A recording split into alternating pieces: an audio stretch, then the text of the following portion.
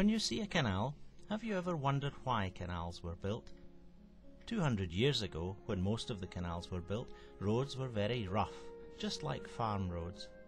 There were no lorries or trains, so goods had to be carried in carts pulled by horses.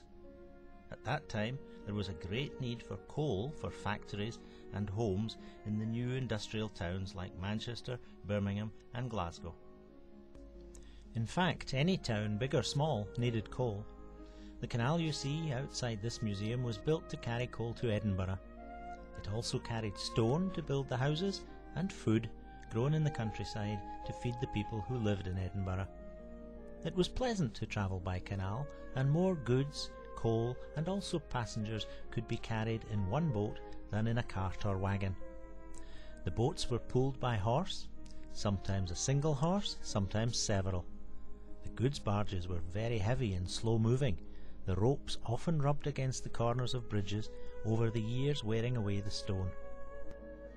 To build a canal in those days needed lots of men, as the canal was dug out by hand using picks and shovels, then lined with puddled clay to stop it leaking. The men who worked on the canals were called navvies, and lots of the men who built this canal came from Ireland, among them the two infamous Irishmen Burke and Hare. Nowadays, if you build, repair or dredge a canal, you use a large mechanical digger. Sometimes, if the canal has not been used for a long time and has become full of mud, these can get stuck. The canal went from Edinburgh to Falkirk and there joined the Forth and Clyde Canal, which went all the way to Glasgow. This meant the two cities were linked by water. The Forth and Clyde Canal was lower than the Union Canal, so 11 locks were built at Falkirk to take the boats down into the level of the Forth and Clyde Canal. There was a lot of activity around the locks, and the boat passengers often met at the Union Inn, which is still there today, although the locks have gone. These were the only locks on the Union Canal, as the rest was built all on one level. The canal is 31.5 miles long, and some of the milestones are still there. It's 1.5 meters deep and 12 meters wide, and took 4 years to build. Because canals are man-made, unlike rivers, reservoirs have to be built to supply them with water. This canal's water supply comes from Cobbenshaw Reservoir at the foot of the Pentland Hills.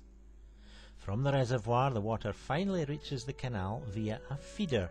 This is a man-made stream which runs through Amundell Country Park. An aqueduct is a bridge carrying water over rivers and roads. There are 3 aqueducts which carry the canal over the river valleys. The Slateford Aqueduct in Edinburgh over the water of Leith has 8 arches.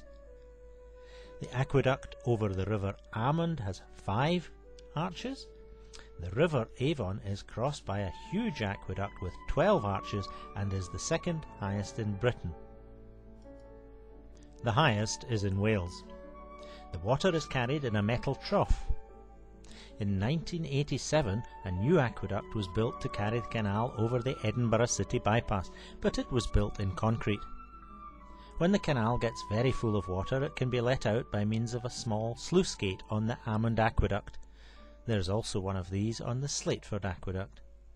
In other places along the canal, the bank is lower, so that excess water can flow over into the river or burn below. Bridges had to be built to carry roads over the canal, and there were 62, each marked with its own number and some with decorated keystones. The High Brig at Hall Glen near Falkirk has a laughing face on the east side and a greeting face on the west side. The laughing face was because the easiest bit had been done, the greeting face because the worst was still to come. This was building the only tunnel on the canal through a hill near Falkirk. The towpath continued right through the tunnel.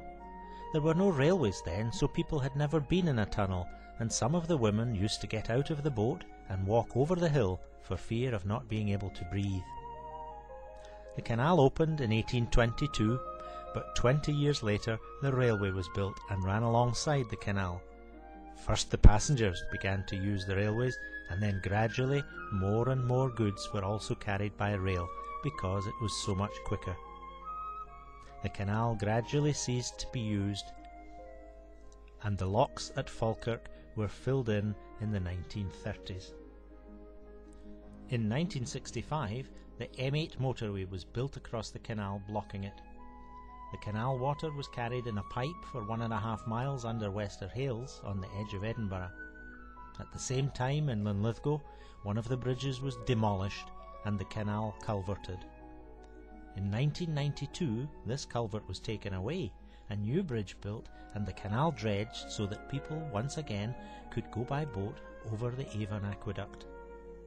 At one time it looked as though this canal would become overgrown and never be used again, but a lot of people became interested in it, and now it's used for boat trips, for canoeing, for fishing, for walking on the towpath, and for picnics. To celebrate the millennium, money was provided to reopen the Scottish lowland canals. A new bridge was built under the M8 motorway and the canal diverted to use it.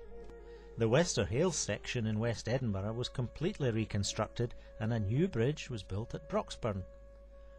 To the west, to replace the 11 locks and to join the Union Canal to the Forth and Clyde Canal once again, a giant wheel was built, the only rotating boat lift in the world. We can now sail from Edinburgh to Glasgow once again and take advantage of a superb leisure resource.